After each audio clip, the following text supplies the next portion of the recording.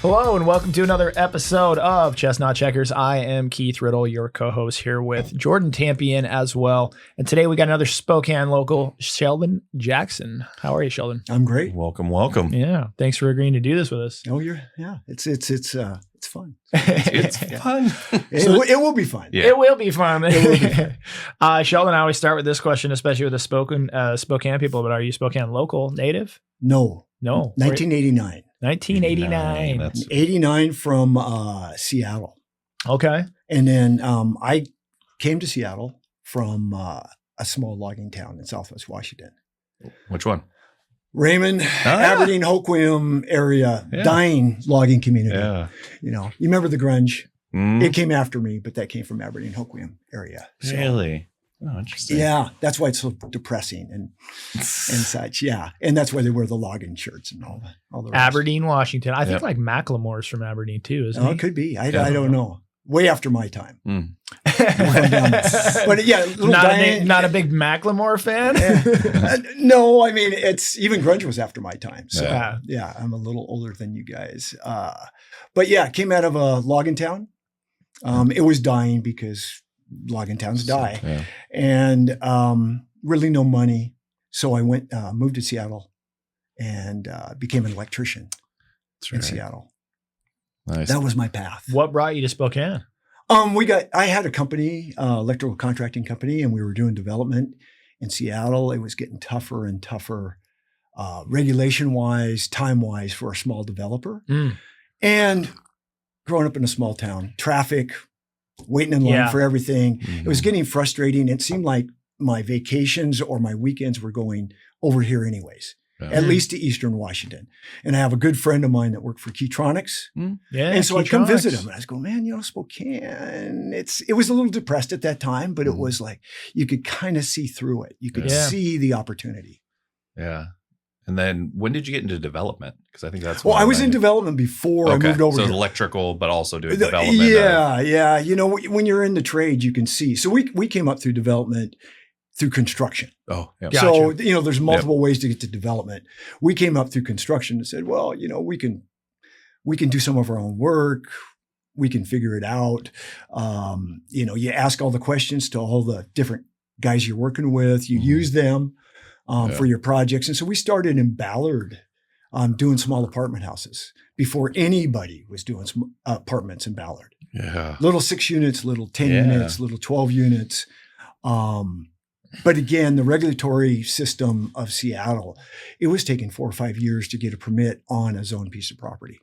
Oh, that's crazy, man. And when you're small like that, I mean, you only have enough money for one at a time, maybe two at a time. Yeah. And so we just decided to kind of split up and go our own directions. My partner, he went to Bend and I went to Spokane. Oof, both good places. Not bad places. Yeah. That's pretty good. What's your favorite project? Because I know a few of them in Spokane. What's your favorite one you've done in Spokane? Well, when I first came here, I was doing more retail development and corporate retail, which is not very satisfying at the end of the day. It's because it's cut and paste. What's an example of that one? Oh, we did Walgreens, we did AutoZones, Fred Meyer's, all those kinds of things. And, it's kind of like a cut and paste, which is fairly boring to do that. And the buildings are boring and, they're just not very good. So I decided to, seeing how retail was going in the market. If you look back at 2008, 2007, big box retail and grocery stores and grocery anchored centers, they were doing very well. Yeah. And then there was a change in the market and it was a new generation coming in that did not they wanted shopping to be an experience. And so the big retailers, you could start to see them going downhill. You could, and look at today. I mean, and you also had Amazon really starting to hit the market hard as far as their shipping was up. They were more than just a bookstore. I mean, like Amazon started chipping away at all those strip mall retailers, I think, for a long time, because then it was more experiential, right? Like if I was going to go get it myself, exactly. I wanted to go down and also have a couple other things to do and have a right. Think of Northtown Mall. We'd come from Moses Lake to do all of our school shopping because you could go into Northtown Mall and get clothes, shoes, goods, but also have fun and have fun. Right. Yeah. And it's you're going to send me down to the local strip mall, I'm like, well, I can order this on Amazon, Well, and I think that's where you see the change in real estate, into the mixed use, into the experience, into the restaurant, the hospitality. And really what I invest in today is what can Amazon not take away? What can Amazon not do better than what I do? Yeah. And Amazon can't take a restaurant away. Right. They can't take custom stuff away. They want to do easy things. Yeah. They want to do things that are replicated. They want to be able to go, okay, if I put 1,000 of these on my shelf, I'm going to sell 1,000 of these things in the next 10 days or whatever it is. Well, that's not restaurants. That's not hotels. That's not hospitality. That is not, the small mom and pop guys. Even when custom. You look at like the Uber Eats and the delivery, a lot of times people are like, well, yeah, but the food can be delivered, but it's like, it's still not the same thing, right? No. Like getting the same food from the same place, it's not the same when they deliver at your house. It's not as warm. It's like, it's not as good. But then also, like I said, usually I go out to eat to those places for that experience as well. For the experience. Right? I'm not just going for the burrito. I also want to go down to have, conversation and a margarita. And, I think like Brick West, right? You can go buy a can in the grocery store for $1.50, $2, or you come pay $6, $7 for the pint down there, right? Yeah. And so if you're not providing that experience, that's where the irrelevance or... Well, and these things have changed. Yeah. The market. Yeah. Where are you going to meet your cell friends? Phones, yeah. Who are you going to talk to? Yeah. At some point in time, you have to communicate. And so that's where the restaurants and the downtown and the there bars, might be kids that would argue that these days. Well, but we're also seeing that mentally and physically and the problems that we're having with mental health. Yeah. But at some point in time, we're a social animal. Yeah. Yeah. We need to get together. And so really our buildings are built around social animals, the society, the community, bringing people together. The cool factor, we don't build just for utilitarian, right? We build for an experience, yeah, and we're rewarded for it. Our buildings are full, and we get great rents, even in tough times. Yeah. So what I think Jordan asked initially was, what's one or two of your favorites? I think my favorite so far has been partially luck. Is the Tampien building? Yeah. And for our viewers that don't know, okay, the Tampien building is located the epicenter of the sports district, entertainment district in Spokane. So if you walk across the Howard Street Promenade onto the North Bank, the first thing you're going to see is the butterfly, which was left over from Expo, moved there from Expo, and then behind the butterfly is the Tampien building. Yep. It's southeast of the arena and red in color with cool graphics on the front. Yeah. Oh, it's right by the park there. Yeah. It's the gateway. The kids play park. What do they call it? Exactly. Yes. That's Ice Age.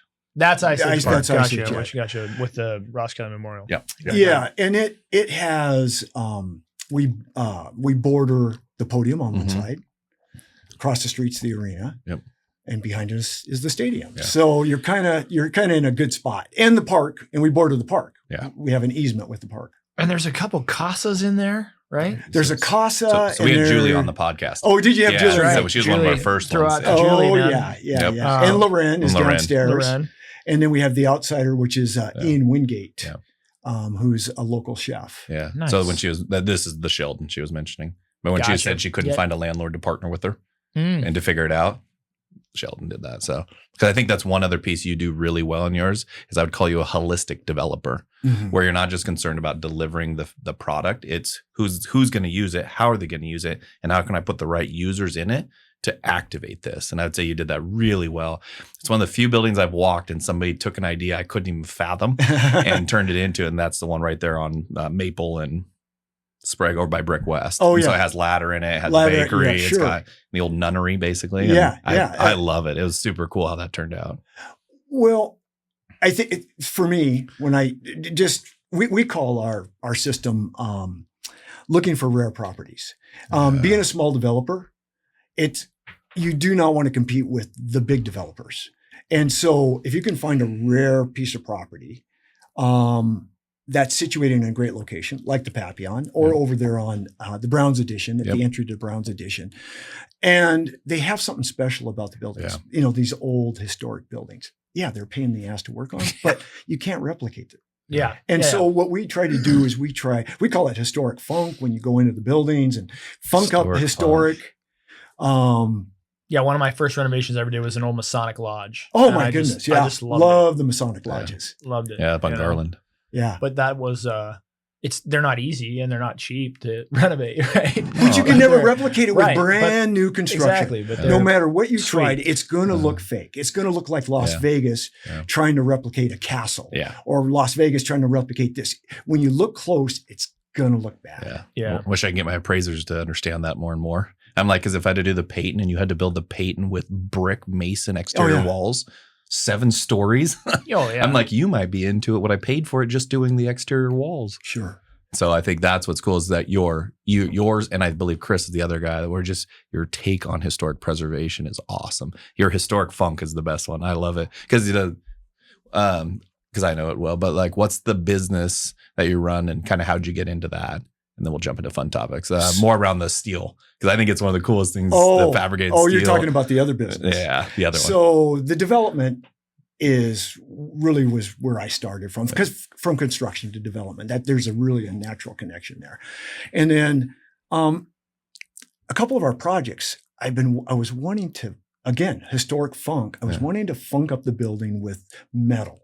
And I wanted patterns in there that you don't see. Yeah. And how we had to do that was to go to an architect that doesn't understand metal and have them design something. Then we'd have to take it to an engineer to make sure it worked. And then you had to go find a fabricator and then a finisher.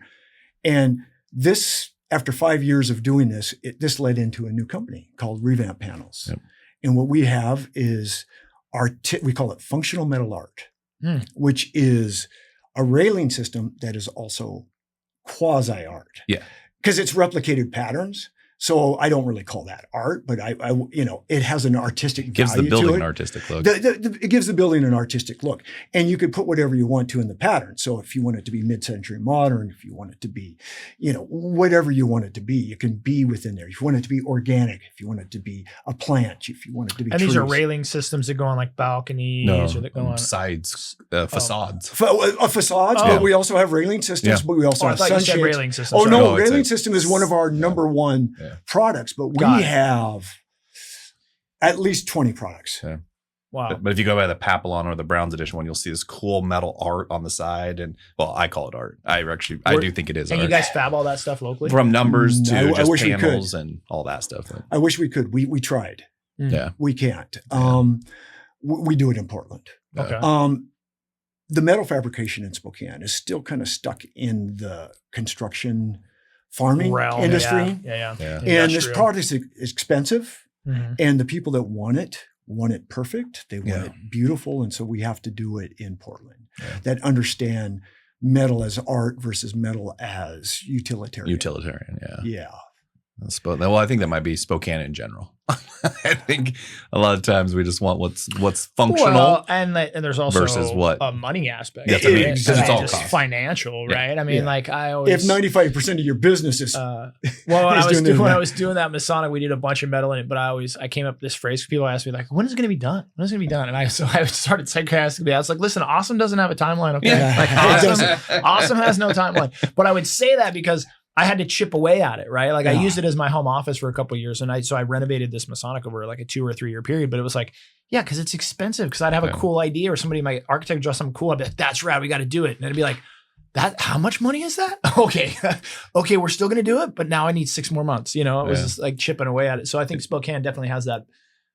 You can draw really cool shit, and then to pay for it is not always feasible in the Spokane market. Yeah. One real quick, I have to ask because I never asked you this. Did you spend more on that addition, which looks really good, by the way, as part of the new building, than you did on your entire Masonic remodel? If you broke it out? I would bet you it's about on par. Exactly. I dumped a little over $500,000 in that building over the 3 years that I renovated it. And that addition cost me $625,000. Yeah. It looks really good. You did it right. Was the most expensive cost per square foot of that whole. So what, for the viewers or Sheldon, whatever, is what we did is we built some apartments behind it and we touched the corner and for strategic reasons, but in touching that corner, that per square foot piece, that corner was like 8 times more expensive than the entire apartment complex per square foot. Sure. It's just like, cause we matched the brick facade on the exterior and it's like, it looks really good. It looks really good. I think that that brick exterior wall was $180,000. It was crazy. So I'm going to ask you. It made me realize I was like, man, maybe I should learn how to lay brick. So here you brought up something that I'd like to pass on to the people that are here on the podcast. When you take on a project that has I don't even want to say historic value, but just has this value of patina. Yeah, I love the value of patina, of age, of that you can't replace. You can't replace the age. And whether it's worn floors or whether it's brick or whatever it is, it's really, really hard to just go make a set of plans and go to a contractor and say, what's the price? Yeah. Because like you found out, spending time in that building changes your ideas. Mm-hmm. And so when we do these projects, we do it with a team that does not have a price. We start at the beginning and we end up at the end. That's how we get there. And we change the whole way, because if I go and get a price, it's going to end up like on those plans, and it's going to cost me a lot of money and time for change orders if I change halfway. Yeah. So we kind of just, we have an idea what the price is, and we have our loans, we have all of these things, but like you, sometimes it comes out of pocket. Oh yeah. Because you want more stuff. You want to do something better. Yeah. You come up with a new idea, you see something that even doesn't look good. Like, how am I going to marry these two materials? And I'm going to build some custom flashing piece that, it's just. Yeah. It's like I talk about when somebody, when I was helped them sell their house and they have a 70s style house. And they go in and, we're going to change the countertops. And I said, don't change the countertops, because when you change the countertops, the cabinets will look bad. Yeah. And the backsplash will look bad. And your flooring will now look bad. I said, so you got to stop. Yeah. And I feel like that is the difference of ground up new construction to these historic remodels, is where do you stop? Because the reality is you could always keep improving them because they're so cool and they're so like detailed in what they are. But Peyton, we had to basically try to treat it like a normal remodel. And be like, nope, it's going to be a little bit of a shell, and then we'll call out. So I tried to find 15 historic elements to have. Yeah, in there. If I had to put my thumb on it, I would say like the historic renovation stuff it's more fun. You get to throw more flavor, and like for me, it was like that artistic side of it was more appealing. Like, hey man, like I get to put some DNA on this. Like I get to have some say, but also do something cool. But they're less lucrative and way more expensive. Yes. Right. So it's like more fun, but more money. And I'm going to make less money. Sure. And not always, but. No, and I think it depends on where you are in your life as a developer. Yeah. I did the cut and paste. Yeah. So I did the want to do some cool shit. I did the auto zones. I did the thing. But I saw an opportunity that those were going away. I mean, people do not necessarily, that's not an experience. That's just a product. You're just buying something and getting out of there as fast as you damn can. Yeah. Okay. This is way more fun. Yeah. Yes. Is there hidden problems? But there's also hidden gems. Yeah. You also discover these amazing pieces that you just, from the ground up, the stuff you just find in ground up is bad soils. Yeah. or once you're done with that, or petroleum or whatever it is. I mean, it's usually the digging is that what gets you in trouble. After that, it's all okay. Yeah. I'm still waiting to find that jar of cash. You know what I mean? Yeah. All the years I've been doing this, about always 20 years, dude. I've never found any cool coins or cash. No, there's that hole that you put the cash in, not the jar of cash. Yeah, I'm the guy leaving it behind. Yeah. There is, you talked about one of my buildings. Yeah. The dormitory, which is where the Ladder Coffee is. And it was an old dormitory back in 1904. And when I bought it, it was vacant. Yeah. And the building next door was vacant. That is now they're both on the historical register today. One is now the Fern is in there. And that was mid-century modern. But when I bought that building, I took my wife in and my friends. And excuse my language, They said, what the fuck are you doing? Trust me, I got that one when I toured it.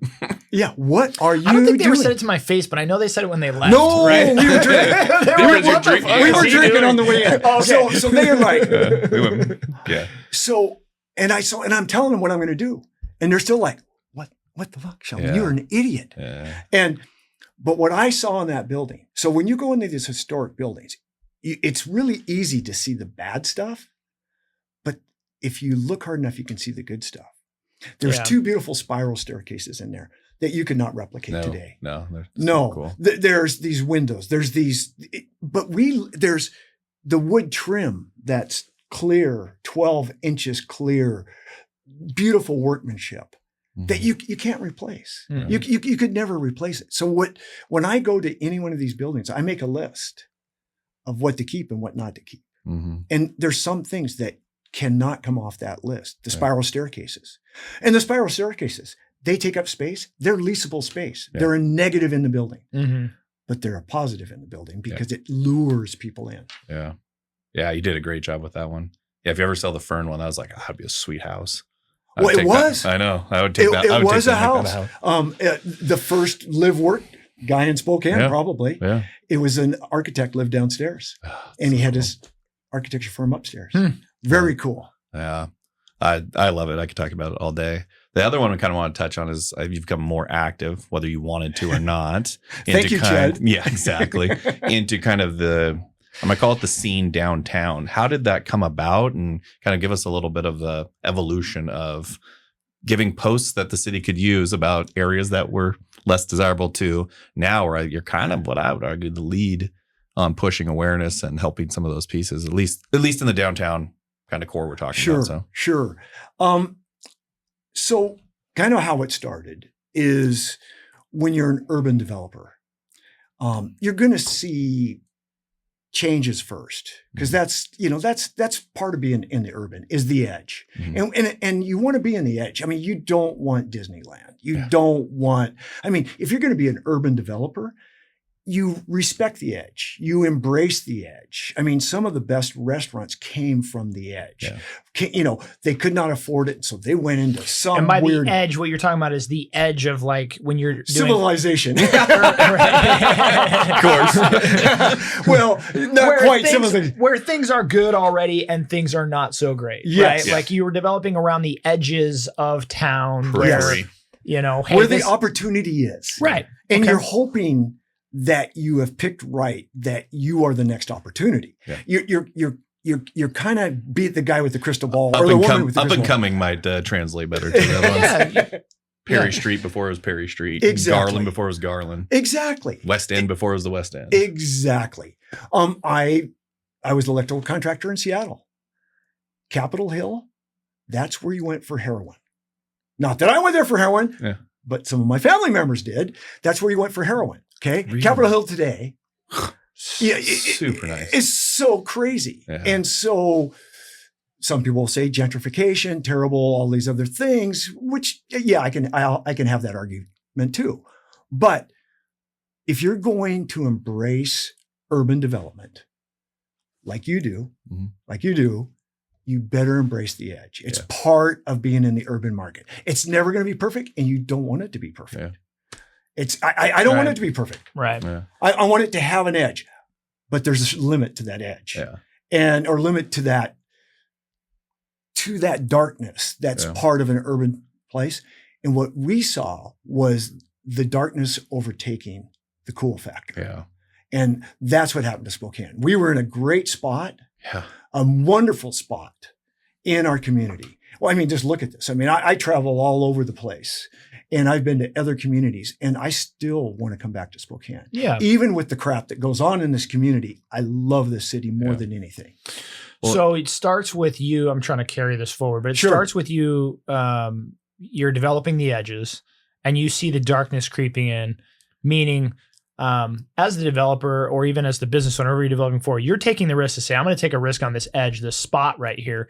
But I also have an expectation that the city and the municipality will support me only in the fact of not making it unsafe for people to come here, or not making it like, hey, listen, I'm not asking you to rebuild the building. I'll do that. I'm not asking you to put your business in there. This guy's going to do that. But what I'm asking you is to make sure that like people can walk here and feel safe and don't have to step over people, or just keep it clean, right? Like basics here, like do your job.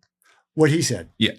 Well, exactly. What you said is exactly that's how this started. Well, you kind of have an expectation of that. And so then what I'm putting words in your mouth, what I'm saying is like, you saw that not being met. We saw it slowly not being deteriorating. Yeah. You know, when we first started this was about graffiti and garbage and sit and lie and panhandling. It was not about death. It was not about destruction. It was not nowhere near as dark as it is today. Yeah. Nowhere near. It was seeing where this was going and trying to stop it. Yeah. And what we tried to do with the email, and this was more of education. So educate the people that aren't seeing it, that are not part of the urban experience, and educate our elected officials. Now back up one step to the email. Yes. So what's the email? The email, well, today it's kind of hard to remember because it's been around for a while. How long has it been around? That's what I meant to ask. Oh, I think I'm in year 5. 5, right? Yeah, it's been a while. 5, maybe 6. I was thinking COVID was kind of, because that's pre-COVID. It was pre-COVID. It started pre-COVID because we've had these problems pre-COVID. Yeah. You cannot just put everything on this administration, but you can see this administration has not helped. In fact, it's hurt the progress. So upwards of 4 or 5 years ago, you put together basically an email. Yeah. Chud Wendell put together. Chud did. Chud started it, and then and it was just an email amongst individuals talking about awareness. Let's focus on these areas, target areas. We got some graffiti down here that really should be tended to. We got some issues with this area of town that we should put some resources into. Yep. The emails was going to our elected officials. Yeah. Okay. It wasn't. And then people could add on, and still today, here's how you add on the email. You have to ask. Nobody can put you on the email unless you're an elected official. Elected official, that's their job. Yeah. They got to be on the email. But everybody else that's on my email, and it's almost up to 500 people, have asked to be on the email. And so over time, more people want to know what's going on, or they're upset, or they have the same problems, or whatever. But it started as an education. The problem is they didn't listen. And from the people that are on the ground, this is the boots on the ground. Our elected officials are hired people in our city. They would not listen. They called us Chicken Little. I mean, they called us names. Chicken Little. Oh, the sky's falling. Well, guys, what do you go downtown? Yeah. Did the sky fall? Yeah. Well, and you said it off camera before we started, but I think you said it very eloquently of just like you put this together for information and to be informative. But what happened was like, all they really would have had to do is hey, if they read it and listened to it and did something about it, that'd have been ideal. If they read it and listened and just said, hey, we're not going to do anything about that, or we don't see it the same way. But what they really actually did is they took an adversarial position to the email. Yeah. And they started actually kind of like throwing sticks and rocks and stones back your guys' direction, as if like you're the problem. Chud lives in Idaho because of it. Yeah. He had threats on his family. Yeah. Really? Oh, no, Chud had threats on his family. Crazy. So one of the things, and I talked, you weren't in here, and I told Jordan that I'm going to say this, is that the extremes in politics ruin our country. Yeah. Okay. I don't care what side you're on. They ruin our country. Yeah. Right now, we're dealing with the left side. We're dealing with the progressives. And if you've looked across the country, they failed. They have failed. And it has really hurt the Democratic Party. Myself personally, I probably vote more Democrat than Republican, but I'm an independent. I'm a nonpartisan. I think you should vote for the right person, for whoever is going to fix your community. And I vote for community first.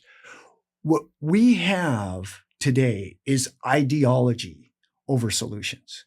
And it has failed dramatically. And I may be dealing with damage, but right down here, we're dealing with death. Yeah. People are dying. We're the number 2 city in the nation for overdose deaths. So, and the Progressive Party is these are supposed to be their people. Yeah.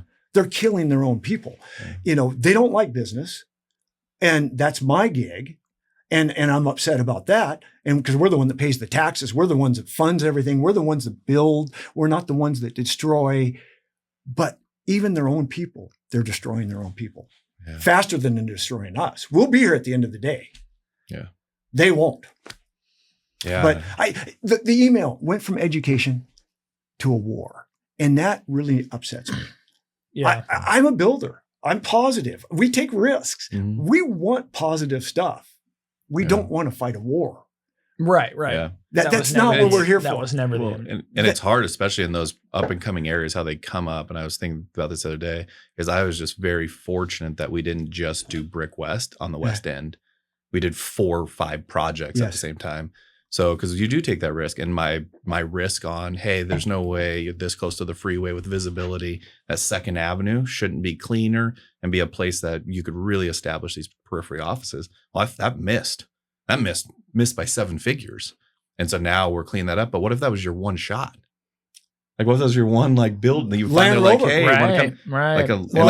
Land Rover just listed town. And that's the side where I'm like, I think I'm fortunate to be in conversations at different levels, which I feel lucky. But at the same time, I'm like, well, not everybody is. And so you're like, hey, come take a risk on our city. You can never underestimate in the development world being directly affected by decisions that are being made that are outside of your control. Yes. That then directly affect you or your development projects. Yeah. And then people look at you and they go, well, what did you think was going to happen, or tough luck or whatever. And it's like, well, I didn't think that the city was going to let people shit on my doorstep. I guess I didn't think about that. Break my window, steal my copper, to? smash my stuff, scare my tenants away. Yeah. Cause us to hire security. You say all that stuff really fast, but that's legitimate. Like people stealing copper. Like I've had air conditioning units stolen. I've had thousands and thousands of dollars. Did you just have that happen? $10,000 worth. Yeah. $10,000 worth? Yeah. On Tuesday. Yeah. For $100 on copper. Tuesday? On Tuesday.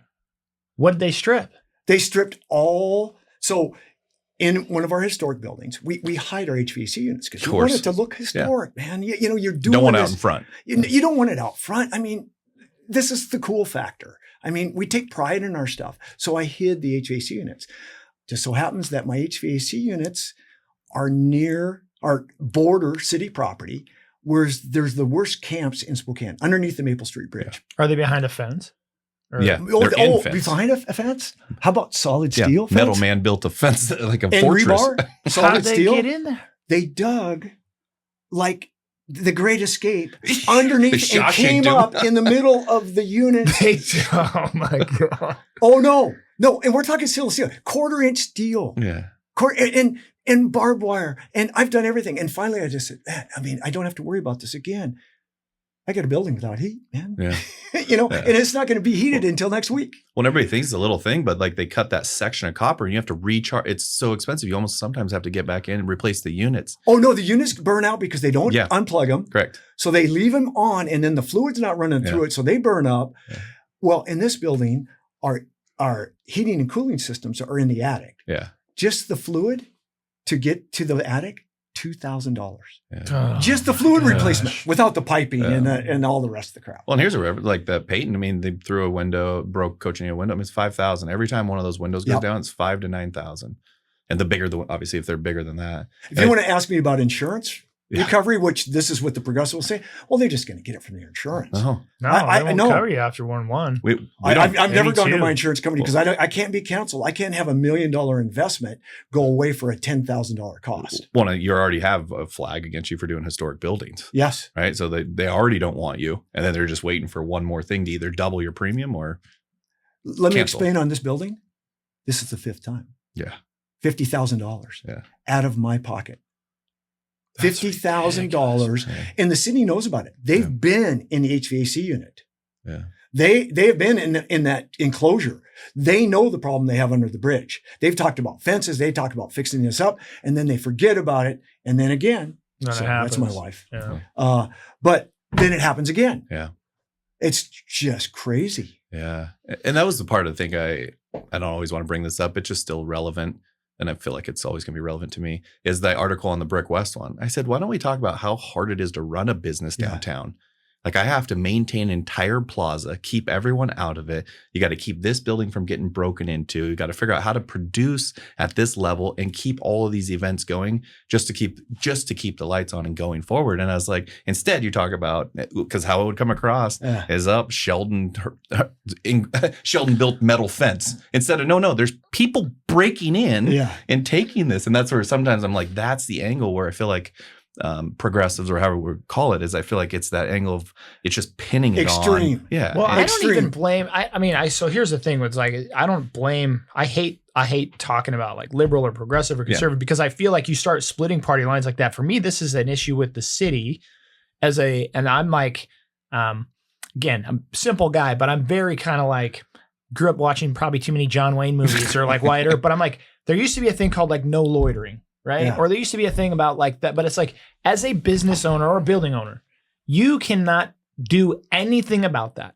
So somebody comes on your property and steals your stuff. If you were to fist fight them, if you were to threaten them, you cannot do anything. You're going to jail. So as the owner or the citizen, it's like you can't do anything. Okay, so there was a time and a place where I could have protected my own property or did my own thing. Now I can't. Okay, so I can't. So who's supposed to? Oh, you got to call the cops. Okay, so you call the cops.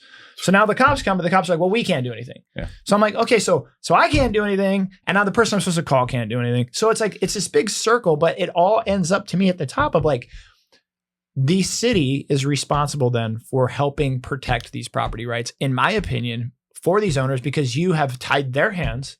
Yeah. You've said you cannot protect your own property. And you cannot use harm or physically, like whatever.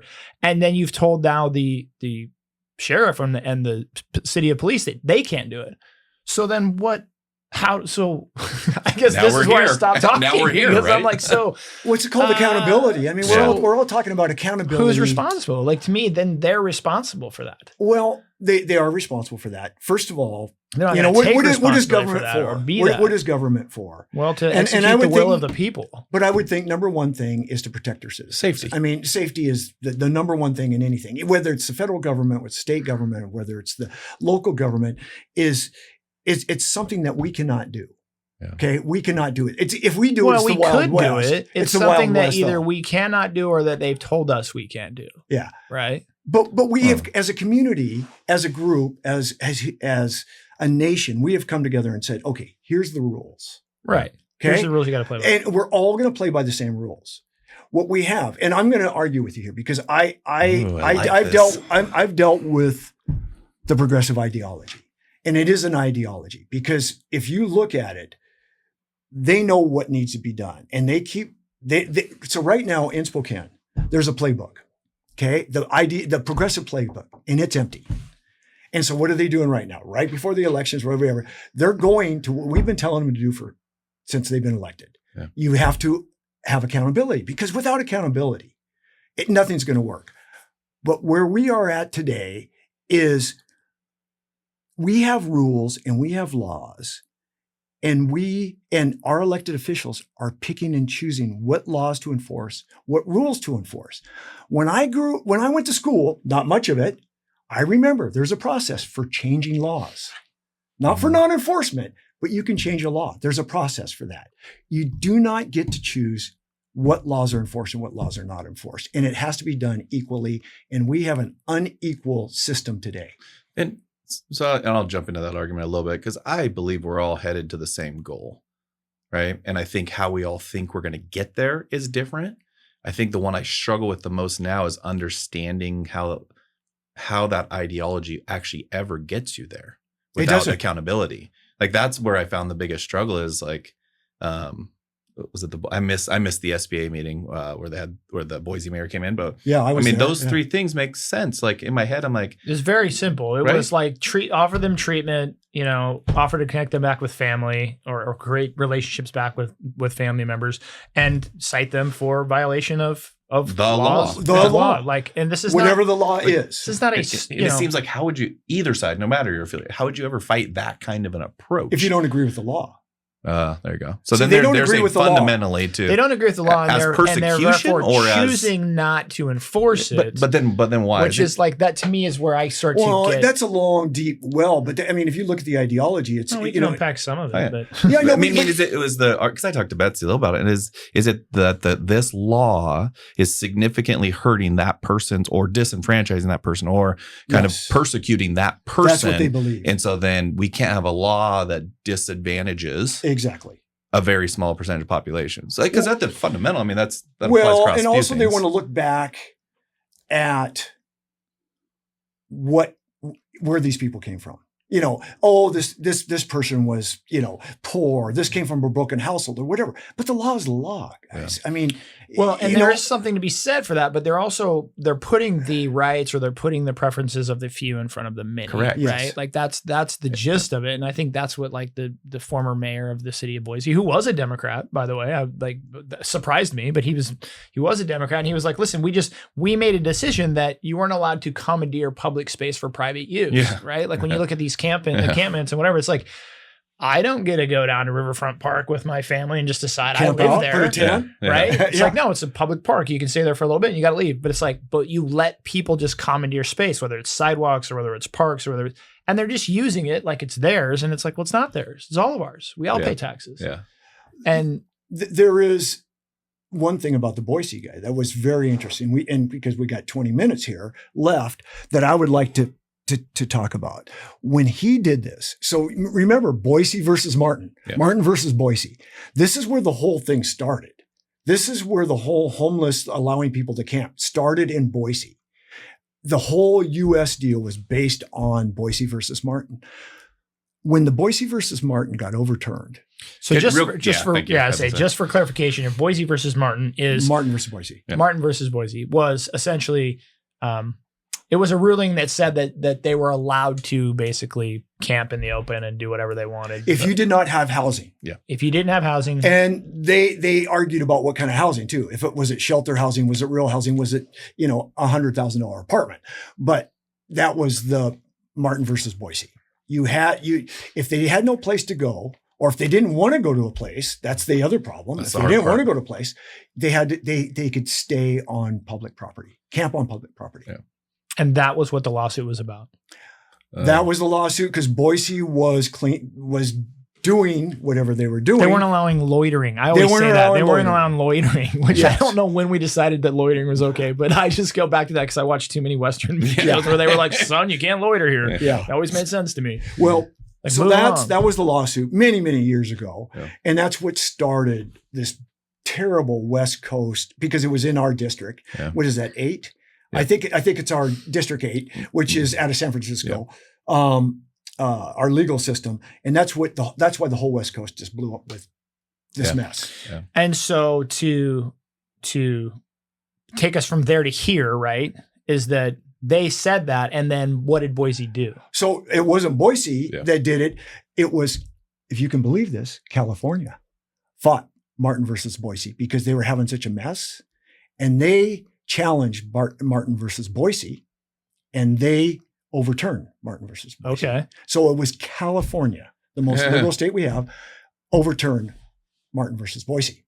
So what happened is the mayor that you saw and that I saw, they came in and said, okay, now we can go back to what we were doing. Mm-hmm. And what they did was they came and said, you can no longer camp on our streets. Yeah.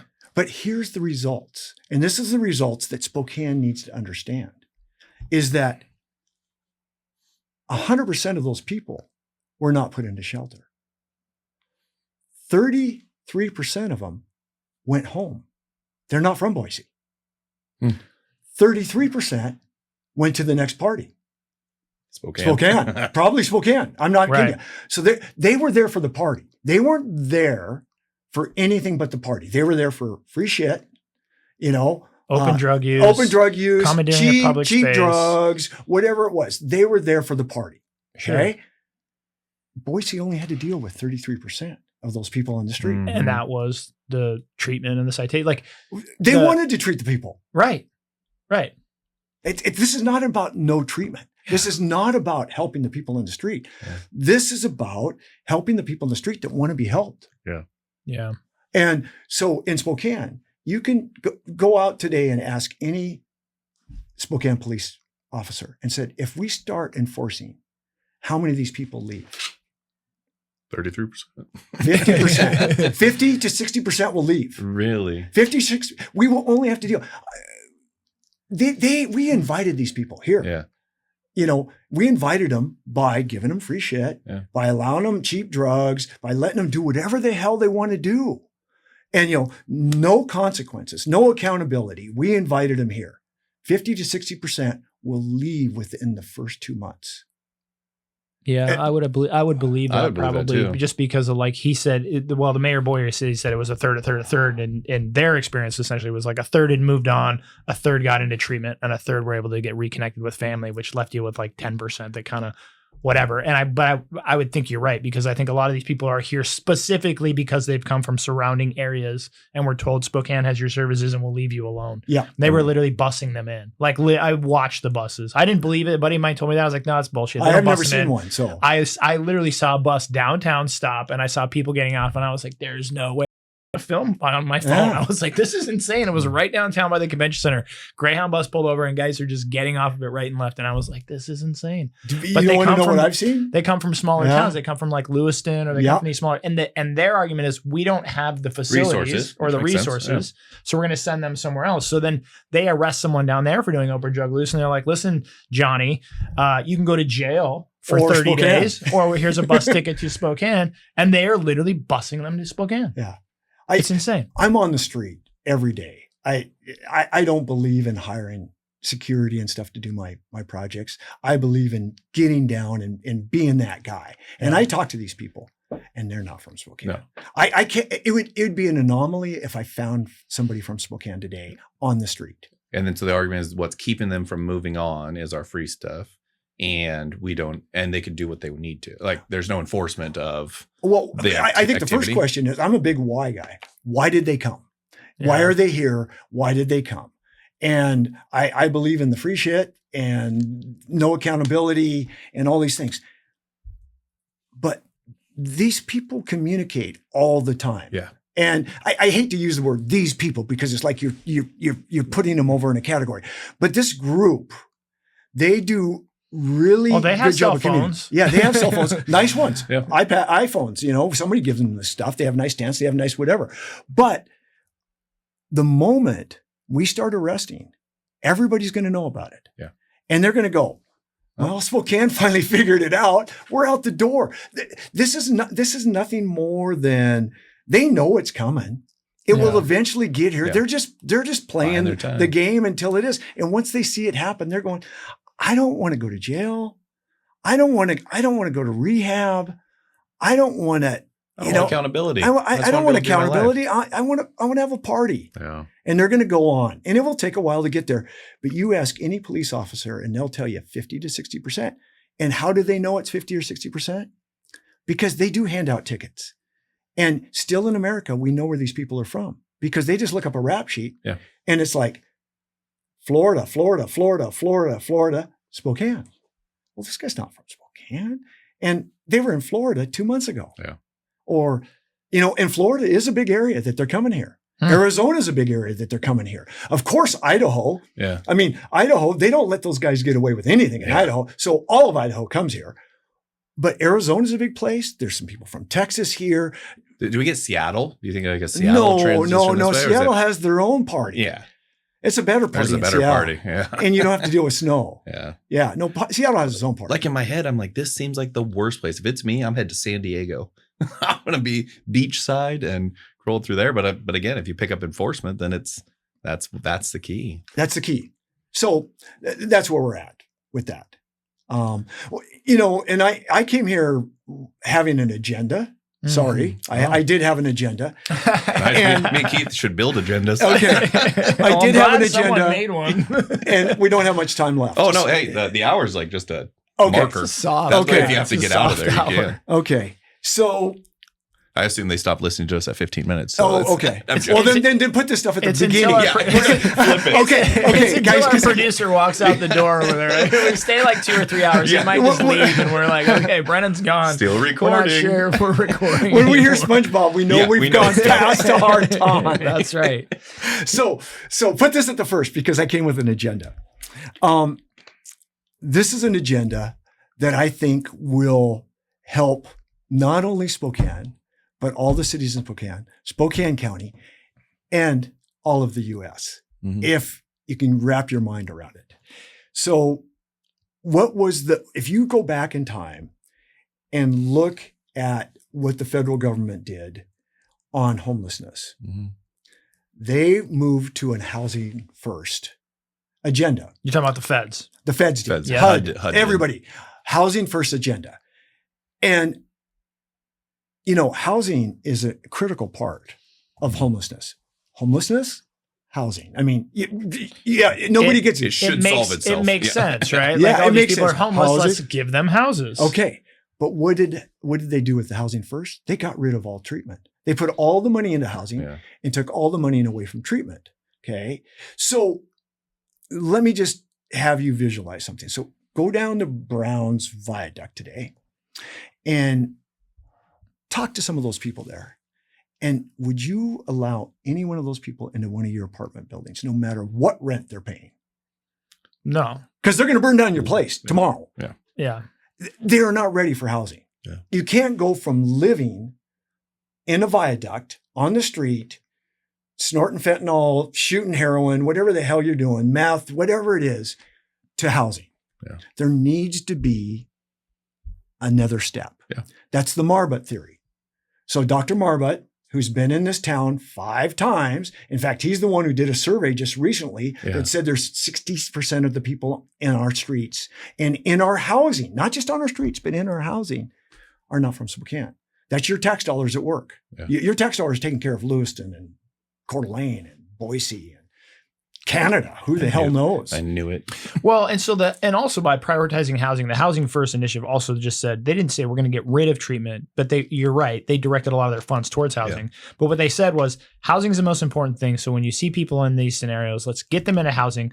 And then if it was an if, but it was get them into housing first. And then we'll talk to them about treatment or we'll talk to them about some other things they might need. What happens is it doesn't prohibit them from getting into the housing. So these people who are like, full well know that they're going to resist any sort of treatment or don't want anything else, any other services to get better, they're going to say, sure, I'll take your housing. Yeah. And then you're going to put them in housing first because that's the most important thing.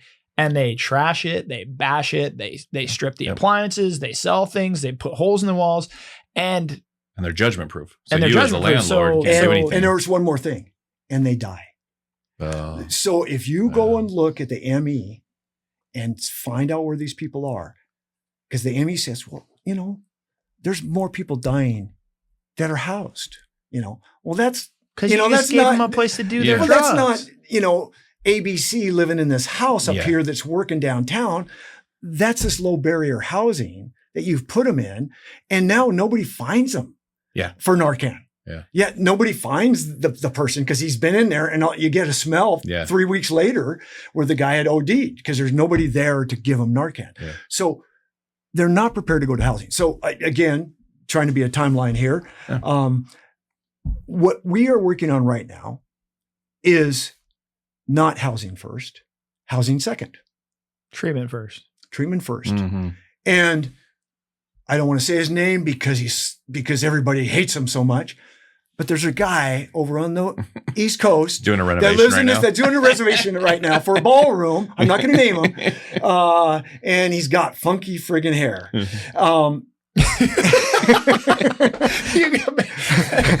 Renovating a bar. I just got it. I'm like, wait, what? Yeah. I thought we I thought it was time to back to the developer side for a minute. No, like not that east side. Way further east. Way further east than Coeur d'Alene. Somebody should the coast. Gotcha. No, Chud, your hair's nice, Chud. Yeah. That's not, way further east than Chud.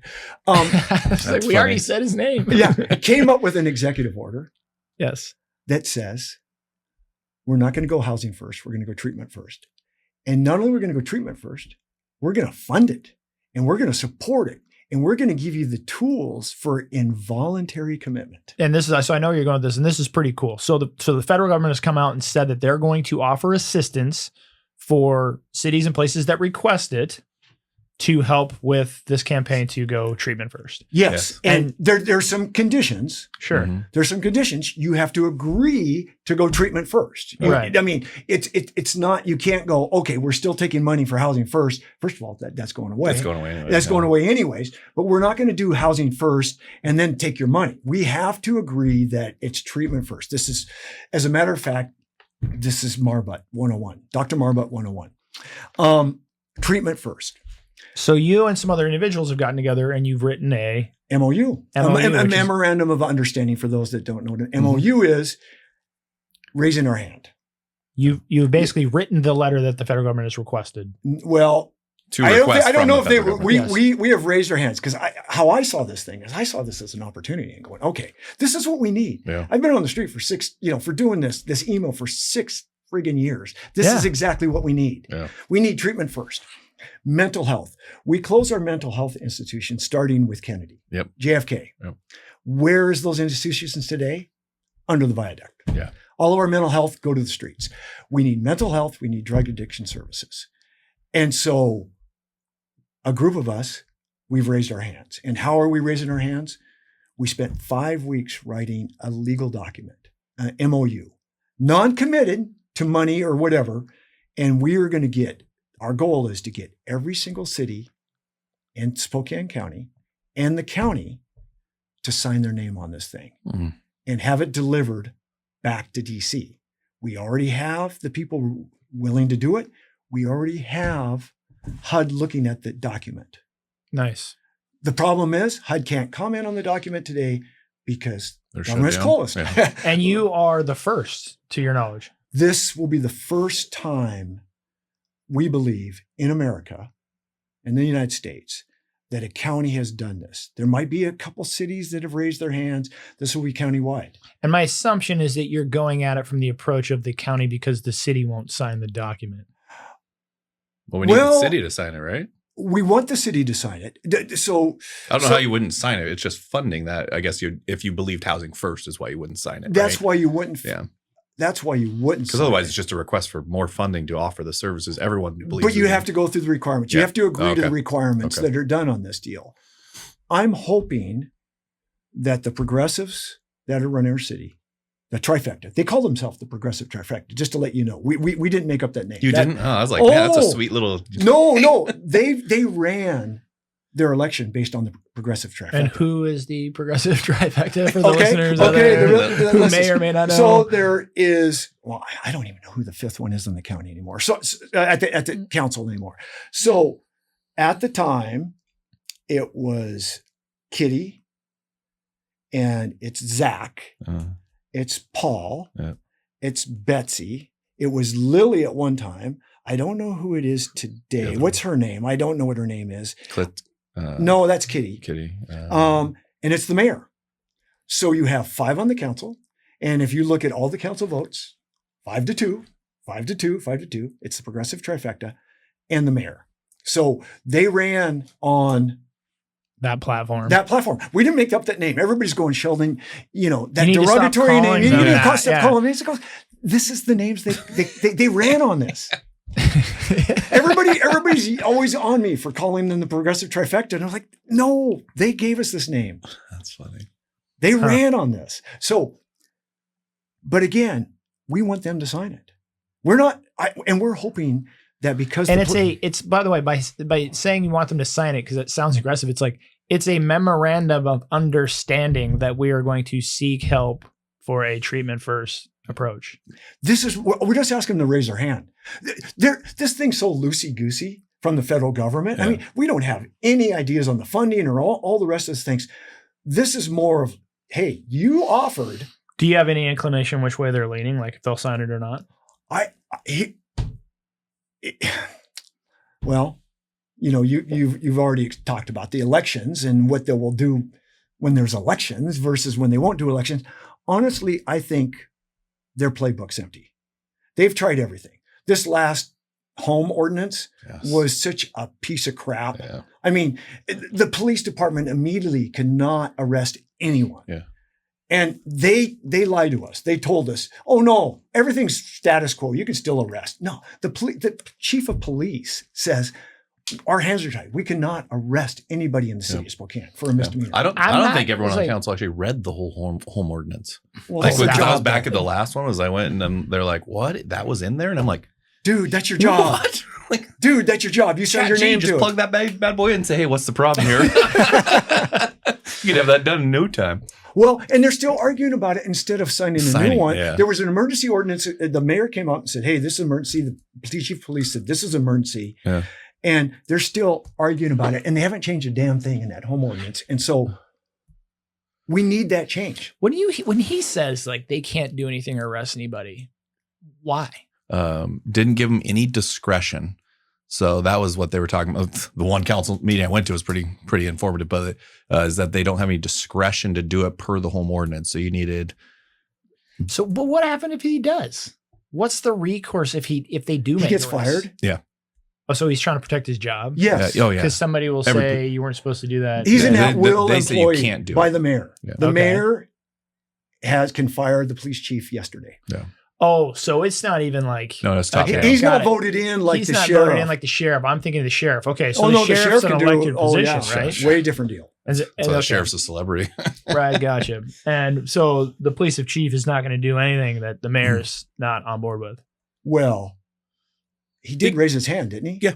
And didn't he promise to protect the citizens of Spokane? Yeah. Aren't they supposed to read the stuff they're signing? Yeah. I mean, I don't know if we got out of the rabbit hole here, but yeah. So I've heard too many times it's my job. Mm-hmm. You know, that gets you in a lot of trouble. I mean, do you have any ethics? Do you have any morals? Do you respect the job? You know, the mayor told me. My mom told me, that my buddy said, jump off the cliff, whatever the hell it is. I mean, it's bullshit. You know, you are a professional.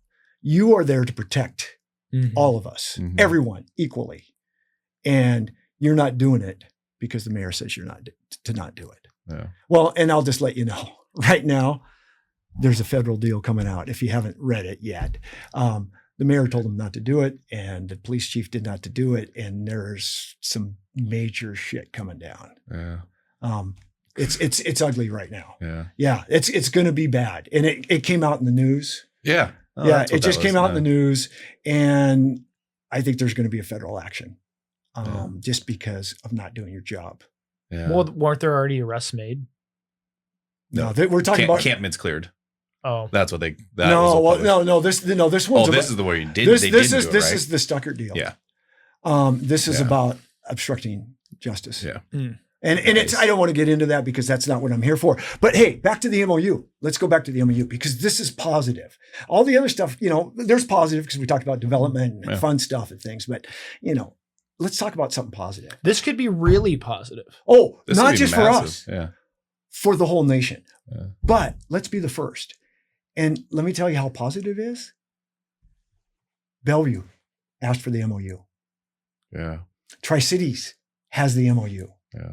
Small communities all throughout Eastern Washington has asked for the MOU. We've delivered the MOU to other cities. And we have even offered to adjust the MOU for their cities. Yeah. Because why would you not raise your hand if the federal government is going to help fund and help you through this process for exactly what we need? Yeah. Right. And what does the funding go for? Facilities? Everything. For sure. Yeah. So it could cover anything. It could cover anything. And it's going to, it can't be everything. We have to put our own money in. We have to do the right thing, but we're working together on a problem that we've had since we closed our mental institutions in the Kennedy era. Yeah. Well, the hard part is we're already putting our money in. I go all the way back to when we interviewed Bingle and we were asking him the true cost of what this is doing to our city. And he said out of our $250 million general fund, it was $42 million in cash. And then the next fund was police and fire, which I'm going to get this wrong, but I want to say combined was $200 million. And the chiefs basically said it takes 40% of their time.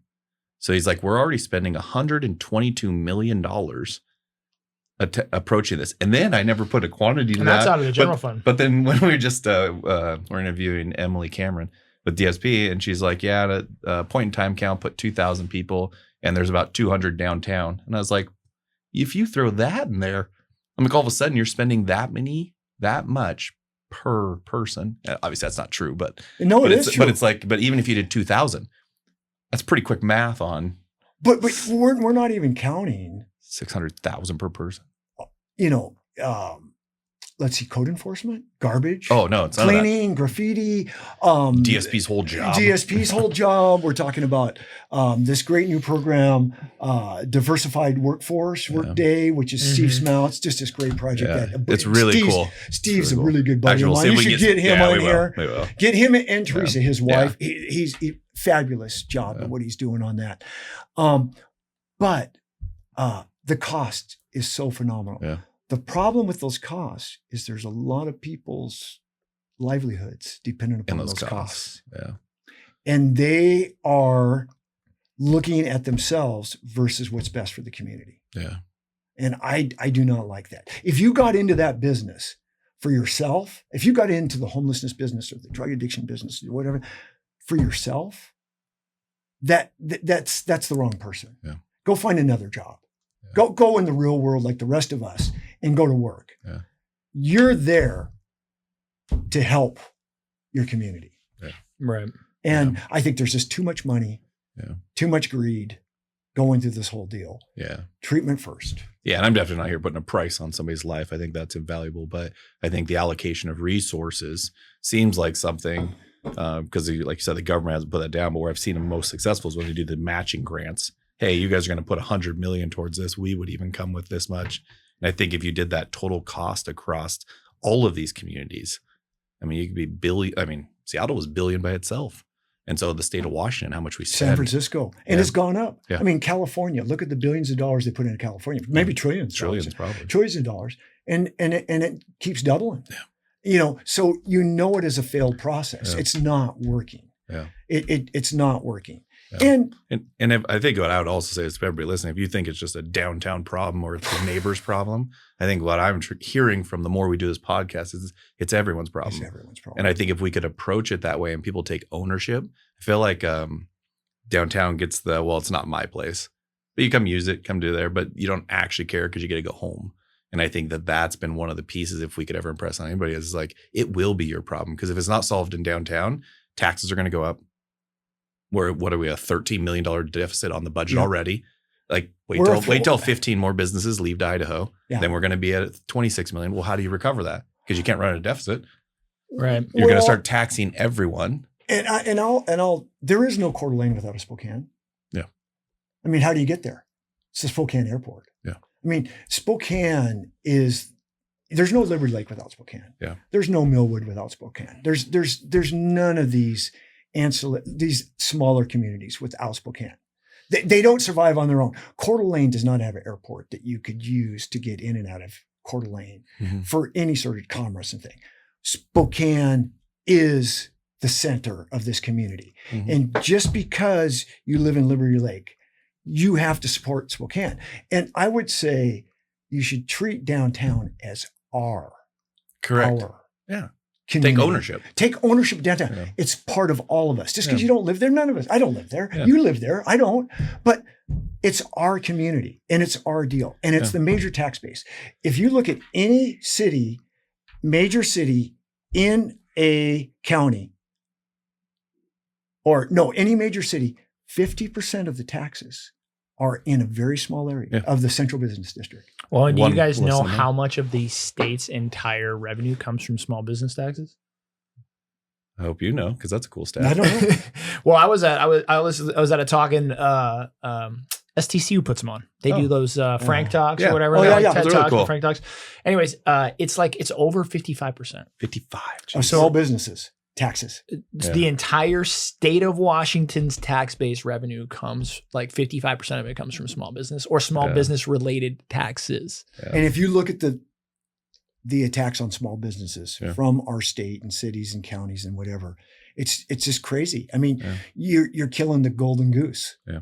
Well, yeah. So it's like, but they're the ones paying for it, I guess is what I'm getting at, right? Because you got the big Microsofts and the Amazons and the big, but they don't pay nearly as much on a percentile basis, right? No. And then you get all these individuals, which is nothing wrong with that, but it's like they pay property taxes, or you pay taxes where you live. It's microscopic in the grand scheme of things, you know? And so now when we start bringing this conversation full circle, my aha is like, you're the highest tax base of the entire state as a small business owner. But now your buildings are getting trashed, or your leases are going up, or you're not allowed to. And it's just one of those things where you keep piling on the same kind of like sector of the population. It's like, hey, this sort of like middle class small business owner is just getting hit left, right, and center. And then you have elected officials, and I'm just bringing this full circle, that are like literally not enforcing the things that the people are voting for. Yeah. Right. So it's Prop like one. Prop one. And so it's like, that's where I just, my brain explodes, because I'm like, at some point it's like, well, what are you supposed to do? And I just, I'm, trying to think this logically, and I'm like, you can't take hands into your own matter. Well, then it's like, well, then go to your elected officials. Well, then they're literally doing exactly the opposite of what we voted for. Mm-hmm. And it's like, your brain wants to explode. I try to think of a good visual. I don't understand what I'm getting to is that a lot of this is coming to a head, and I think it's coming to a head, hopefully in like in a good and a bad light. Meaning, I know things are getting dark, but also there seems to be, like with this memorandum that you're talking about, right? Like there's some solutions that are coming to a head here. But for me, the aha is, I think that the people and also society starting to realize that an idealistic point of view of this kind of lend a helping hand and offer services, and let's reach out to the people that need the most help or in the most dire situations, is a great concept. And we all get behind it. Everyone is like, sure, who doesn't want to help a person in need? But you get a sector of the population that is bad actors, or is taking advantage of this system, or is taking advantage of the services or whatever. And yet nothing's being done about that. Yeah. So it's like, I know that it's an outlier, but when you have an outlier that's repeatedly calling 911, I got a cousin who he doesn't work in Spokane, he works in Vancouver, Washington. He's a Vancouver fire. And he's like, we make runs specifically on this specific person. Who's calling 911, and a lot of times says, my toe hurts or this, that, but what they want is they want a bed for the night, right? And so he's like, me and the guys at the firehouse one night, we're just sitting around, we're like, hey, get a calculator out. Let's calculate this up. Yeah. So these guys start punching numbers, and they realize that this one individual has cost their specific fire department probably about $2 million over the course of the last 2 years. Oh my goodness. In the number of runs and hospital beds and this, that. And he's like, what do you do about that? It's like, well, sure, that's an outlier situation, but like, then compound that with, whether we're talking about vandalism to buildings, or whether we're talking about services. What else did that guy do? Yeah. But, they only did what they knew that guy was doing. Right. What else did that guy do? Yeah. So that concept, or that ideology, I guess, that we're talking about, of like, sure, everybody wants to help somebody who needs it, like give that helping hand out. But there needs to be some sort of a line drawn somewhere to like, but when you get bad actors, or you get repeat offenders, or you get people who are just clearly taking advantage of a scenario or a situation, something needs to be done. And I think that's the issue, that with that super loving, caring kind of progressive aspect, is they never want to address that. Yeah. Like, they don't want to seem to address. I say, okay, great, I'll be on your team. But I'll be on your team as soon as you can tell me, what do we do about the bad actors, or the people that are taking advantage of everybody else? And they just go, well, that kind of just happens. And I'm like, well, so you just let them do it? And they're like, well, no. And I think it's because it doesn't affect you. I was trying to think of the best visual. It's either denial. Yeah. Typically what happens is when you push that far, it's either denial of like, they're like, well, that just doesn't happen that often that it's really an issue. Like they're either ignorant, or they don't believe that it's that much of an issue, or they shove it onto something else, right? Like, well, it's his past, it's whatever it was. Well, I had this conversation with Bingle the other day, and I said, these different ideologies, they're a religion. And when you find out that there's a curtain, there's a wizard behind your religion, your whole base is knocked out. And so if whatever you believed in, that these people they will go to treatment on their own. Mm-hmm. They're all good people. All people are good. That they just need a chance. They need a second chance. They need a third chance. They need a 50th chance, because some of these people have had 50 chances. That there's good people. Underneath all this, they're good people, and they're going to be good people. We just got to give them one more chance. One more chance. And when you find out That's not human beings. Yeah. Your whole ideology is fractured. Yeah. And so there's your denial. There's your unwillingness to change. It's because you're going, oh shit, it didn't work. Yeah.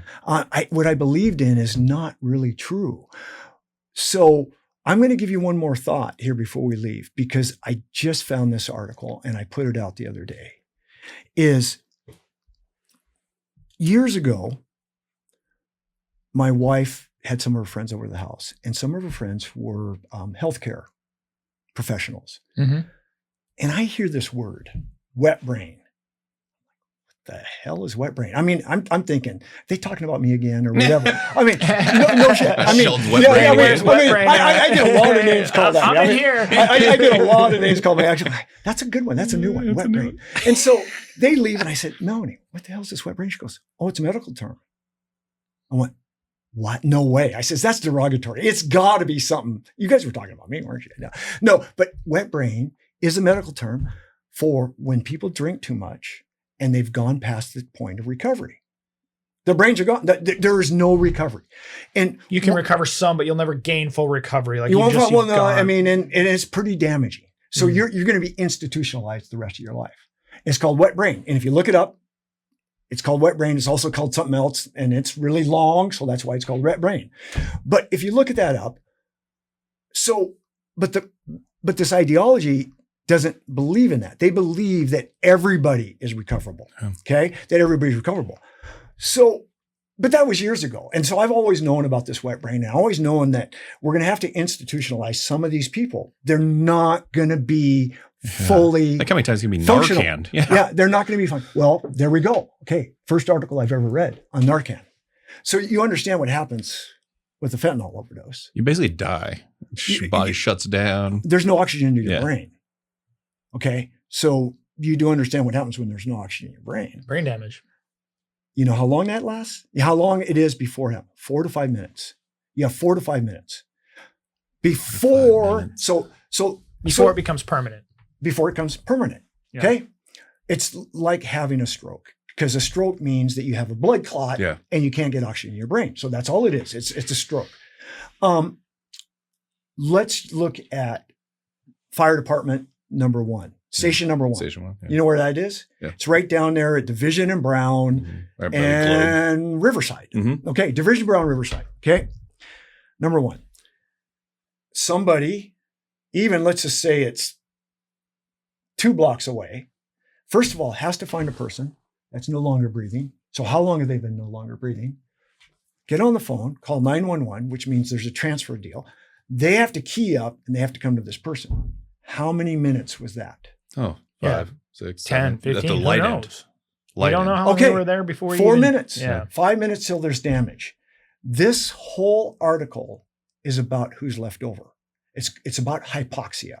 Hypoxia is the lack of oxygen in your brain. Mm-hmm. I have the article. I passed the article on. The first people I passed the article on to was the council and the mayor. I said, you guys got to look at this. Harm reduction on the street. You know, this is not, we don't do away with Narcan. Yeah. And this is not Sheldon saying, hey, we just let them die. Yeah. This is Sheldon saying, by leaving them on the street, they are slowly dying. And not only that, if you're bringing them back, they're dying mentally. They're dying mentally. Yeah. And so you'll see some examples in this article. If you go back to my email or I can share it with you. Yeah, if you go back to this article, it's a long article. And what people have to understand is, if you want the full news, you don't watch Fox News. If you want the full news, you don't watch CNN. If you want the full news, you watch it all. Yeah. And you go and you make up your mind and go, are these guys lying? Are these guys misrepresenting the truth? This is The Guardian that wrote this article. Oh, if anybody knows who The Guardian is, it's almost all left, liberal, very liberal article. They wrote this thing very in depth, very long. Doctors, nurses, mothers, family that are dealing with people that, I mean, they can't move, they can't eat, they can't talk, they can't see. So what I want to ask the audience here, you've created a new toll on society, because now you have to have these treatment facilities or long-term care facilities to take care of these people for the rest of their lives. That's what I'm asking. Right? This is I'm asking. What are we going to do? Yeah. So once we find out, we don't know. where these people are on the scale right now because we're just leaving them on the street and we just keep Narcan them. And some of these people have been Narcan 10, 15, 20 times. We do not know who is functional and who is not functional. Yeah. And there's no replacing the brain. Yeah. I mean, unless you watch Young Frankenstein, they're not replacing the brain. You can replace the brain with the abnormal one, but if you can replace the brain, but there's no replacing the brain. These people need to be institutionalized and full-time care 24/7. If they go too far, yeah. Well, but you will go too far. They already have gone too far. Look how many Narcan episodes we've had. And if you read this article, I forgot the amount of people. They said every person that comes to the emergency room in an overdose situation, they said pre-fentanyl, it was 8 to 10% had brain damage. Pre-fentanyl. Yeah.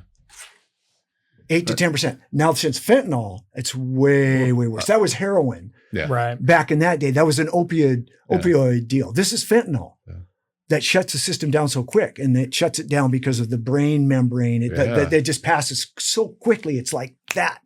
You've seen them. You've seen them in the fentanyl fold. Well, no, I'm saying I had a little experience walking from Churchill's to Volstead. I was doing the math on the number in my head.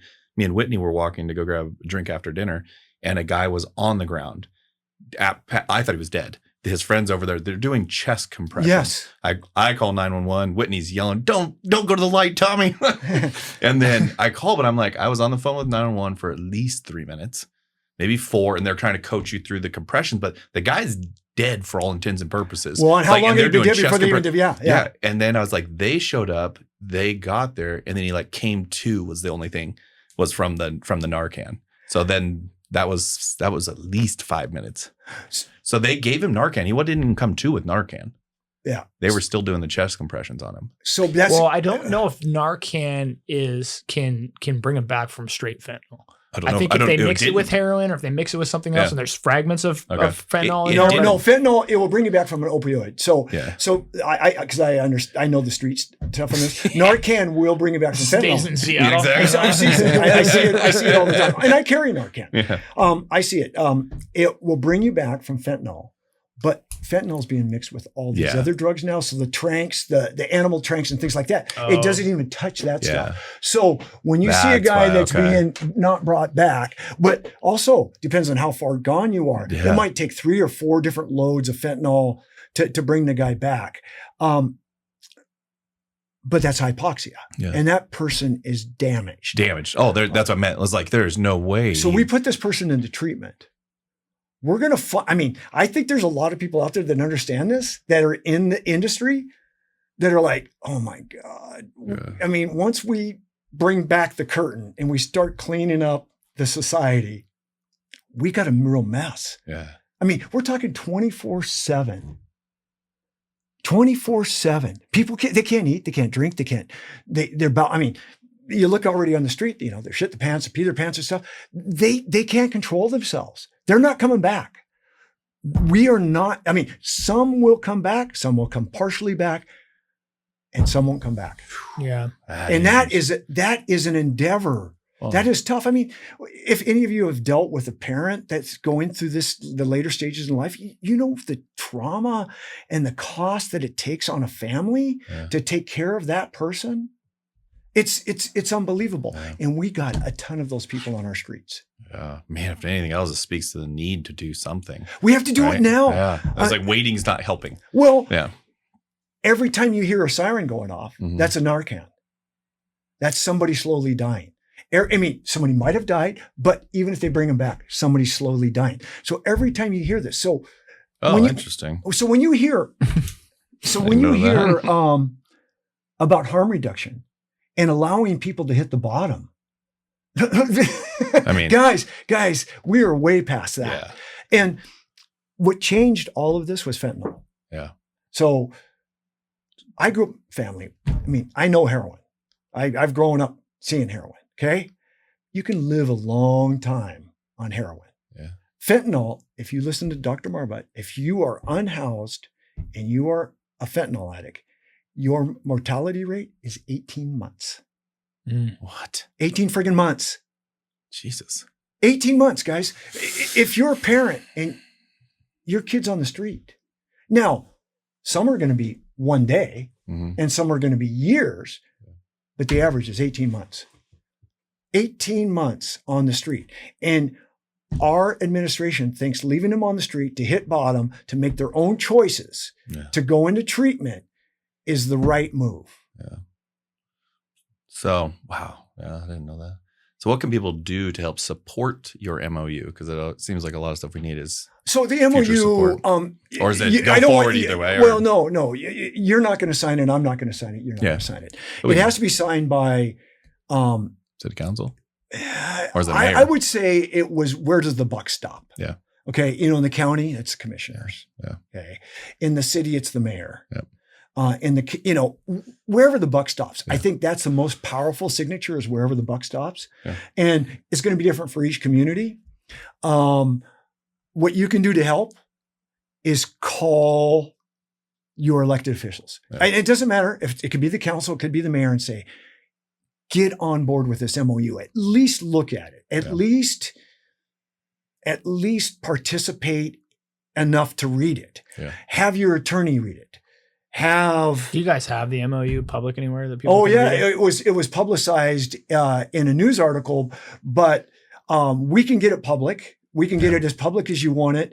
I say we can post it in the show notes or whatever. Yeah, I'd love to do it. Want to dive into it? Yeah, and it's basic. Yeah. I mean, we try to keep it simple, as simple as you could, because the more words, legal documents. We do own legal documents. I don't like words. It's got to be simple.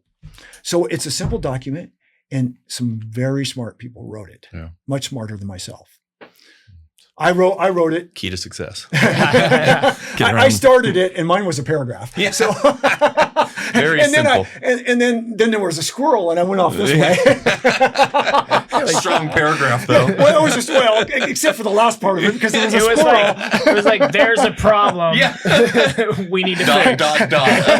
Signs the paper, old man. I don't know, but there was a squirrel, and I got sidetracked. So thank goodness for smart people. Yeah. God. Well, Sheldon, thank you so much for your time, man. Super good. Super appreciate your time on the show, but also appreciate what you're doing. And I'm excited to see how this pans out, man. Like, we'll get there. Yeah, I think so too. Spokane is tough. Yeah. We'll get there. I'm not worried about getting there. I'm just worried about when. The toll to get there. And the damage done to get there. I'm just worried about when. You guys have a lot more time on this earth than I do left. Yeah. I have a lot more time on the earth so far. Yeah. You have a lot more left. Yeah. I love my city. Yeah. So this is my thought, because I've seen it in every cycle that we've done, and I don't know how much damage is done, but my prediction is 10 years to recover. Back to where we were. Yeah. Back to the level we were. When we went through the housing crisis in Bend, a friend of mine lives in Bend, their housing market tanked. Yeah. And as a group, we were always down there, and they're going, Sheldon, what's your prediction? It's 10 years. It was 10 years to the date when the market got back to the point that it was. And San Francisco right now, they're in that 10 year, but when does the 10 years start? Yeah. We are not in the starting period yet. So that's the problem, is every day we wait, it's 10 years one day, 10 years one day, 10 years one day, 10 years one day. There's one other thing, if we got 2 seconds here. This is Gavin Cooley's idea.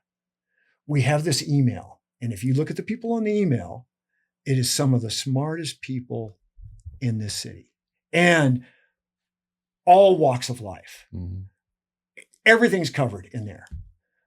When we start that reparation meeting, whatever, we start repairing our city. How can we use the email to move this forward? How can we get we already have them. Yeah. We have them in the email.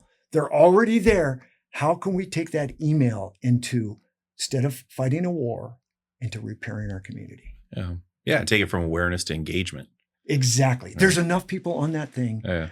The right people. People. There's enough right people on that email. And I'm talking about even the progressives. Yeah. I'm talking about left, right, middle, whatever. We need everybody on that list to work together to the same goal.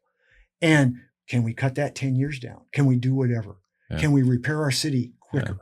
Yeah. I think Spokane could become a model. And that's why I think if we do this right, then other cities can do it. And I think become that beacon of light for anybody else, any other city going through this. And I think we have the ability to, we have the right people, we have the right motivation. We're big enough Yeah. and small enough. Yep. Seattle's too big. Portland's too big. Yeah. San Francisco's too big. There's too many. Yeah. It's too fractured with too many power players Yeah. and things like that. Spokane is small It's enough perfect. and big enough. Oh, see, there we go. That's the note I like to end on. Be the change you want to see. Well, and hopefully the MOU helps it. Yeah. Pretty sure Gandhi said that a long time ago. Be the change you want to see in the world, was Gandhi. I'm here in SpongeBob, guys. I think we got to go. Yeah. Brendan's kicking us out. Yeah, we'll exit on Gandhi. Thank you, Sheldon. Thanks, Sheldon. Thanks, everyone. All right, you guys. Thanks for listening to today's episode. While you're out there, would you please do us a favor and give us a like, subscribe, or a follow, whether you listen on Spotify, iTunes, or YouTube. We'd really appreciate it. Also, if you don't mind while you're there, give us a 5-star review. Maybe write a review. If you have a favorite episode, feel free to give it a like. Thanks for listening. We really appreciate it.